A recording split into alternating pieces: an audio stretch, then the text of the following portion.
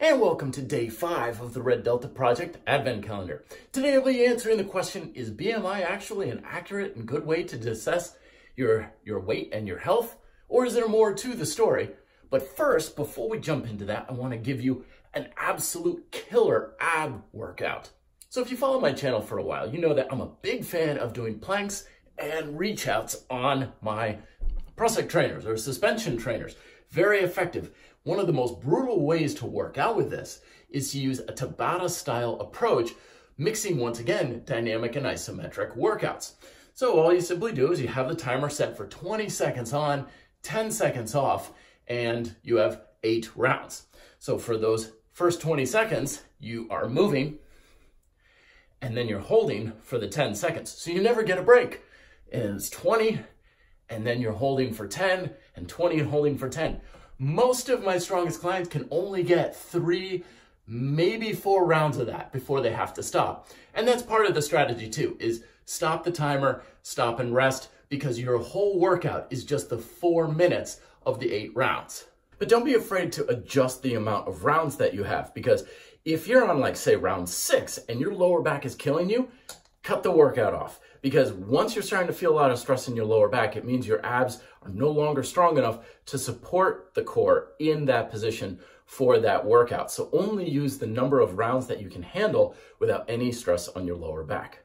And today's question of the day is asking about the validity of the coveted BMI, that height to waist circumference ratio, to assess whether or not someone's at a fairly healthy proportion or unhealthy.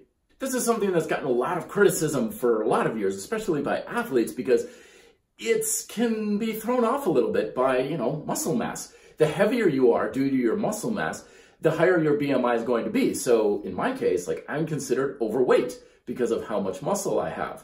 But it's tempting to say, so that means BMI is not an accurate indicator. It's crap. And that's not at all the case. I know we hate to admit it, but most of us are average. We don't have above average levels of muscle. We don't have above average levels of genetics and so on. So in that case, for most of us, BMI is actually a pretty decent indicator of whether or not we're at a healthy weight or not. But when we're on the outliers of it, and it's like, well, it says you're overweight, but when you're standing in the doctor's office and you're ripped and you've got abs and you look at it and say, dude, you've got a lot of muscle, it's very obvious where the discrepancy is. And in those cases, we can take it with a grain of salt. But unless it's something like that, then it's pretty good.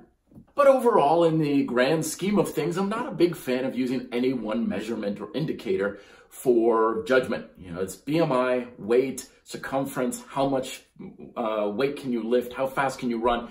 We need many measurable variables in order to get a clear picture. Because if you have one variable, like BMI, that says you're out of shape, but you've got 10 other ones that say you're in shape, then you don't need to worry about it too much.